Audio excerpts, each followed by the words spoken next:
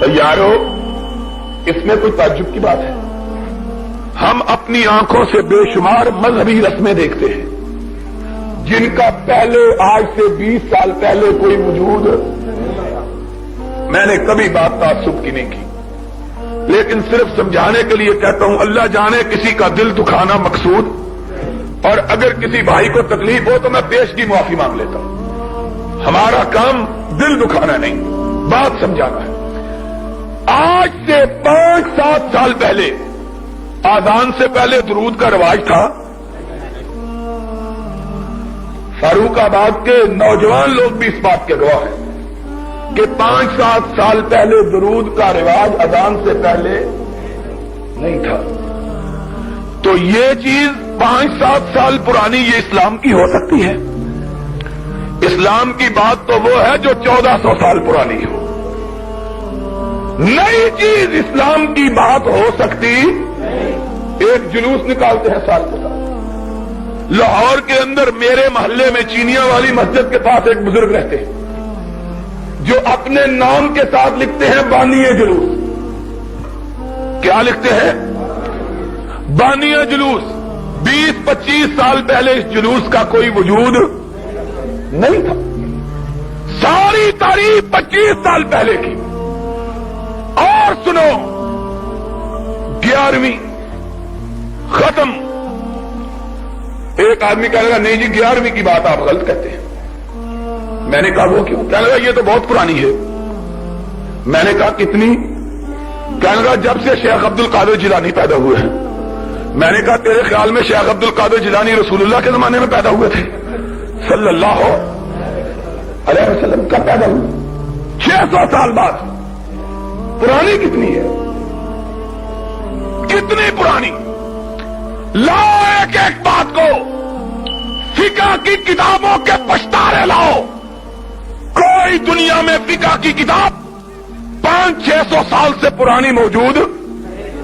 پچھلے دنوں یہ نعرہ تھا کہ فتاوی عالمگیری نافذ کرو۔ پاکستان میں کیا نافذ کرو؟ لاہور کے ایک مفتی صاحب بڑے قابل احترام ہیں، انہوں نے بھی کہا کہ پاکستان میں اسلامی نظام کے نافذ کرنے کے لیے فتاوی عالمگیری نافذ کیا جائے۔ فتاوی عالمگیری کب بنا ہے؟ اورنگزیب عالمگیر رحمت اللہ علیہ کے حکم پر ان کے زمانے میں۔ کتنے سال پہلے؟ 300 سال پہلے۔ 300 سال پہلے اس فتاوی عالمگیری کا کوئی وجود کائنات میں موجود نہیں تھا۔ یہ تھا تو بتلا دو۔ یہ جو مذہب بنے ہیں بستیوں کے نام پر، 100 سال پہلے ان بستیوں کا نام بھی کوئی جانتا تھا؟ نام نہیں تھا۔ آؤ کعبے کے رب کی قسم ہے، اہل حدیث کا ایک مسئلہ لاؤ جو 1400 سال پرانا نہ ہو۔ ہم اپنے باپ کے بیٹے نہیں اگر اس مسئلے کو پاؤں کی ٹھوکر پہ نہ رکھ دیں۔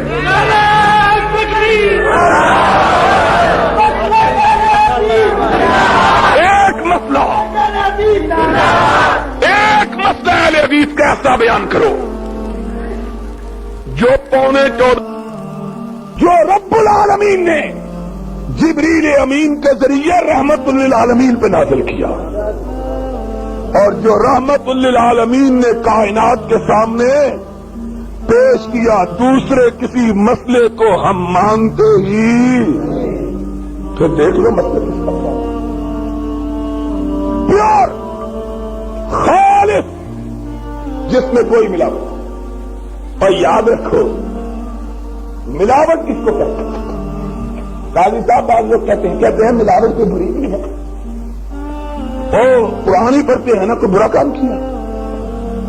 میں نے کہا ہم برا نہیں کہتے، ہم کہتے ہیں اسلام ماننا ہے تو خالص مانو بغیر ملاوٹ کے۔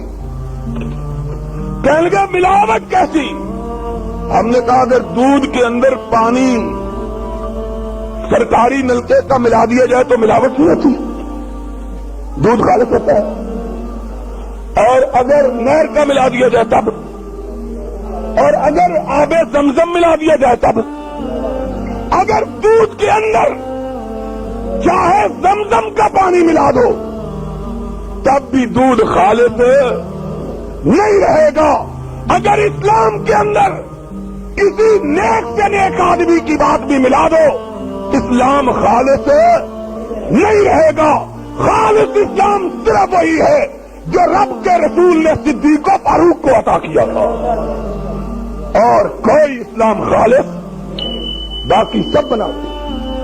اگر اہل حدیث بھی یہ کہے کہ ہمارے بزرگوں نے یہ کہا ہے نہ مانو، سمجھ لو کہ اس کے مذہب میں ملاوٹ آ گئی۔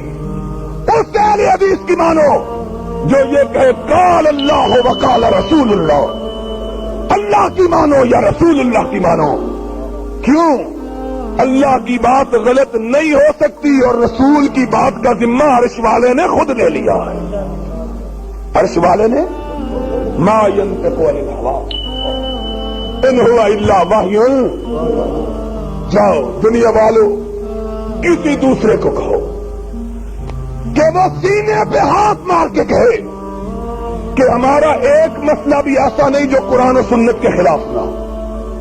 کہو لوگوں، میں کہتا ہوں اہل حدیث کے مسلک کا ایک مسئلہ بھی ایسا نہیں جو قرآن و حدیث کے خلاف ہو۔ کیوں؟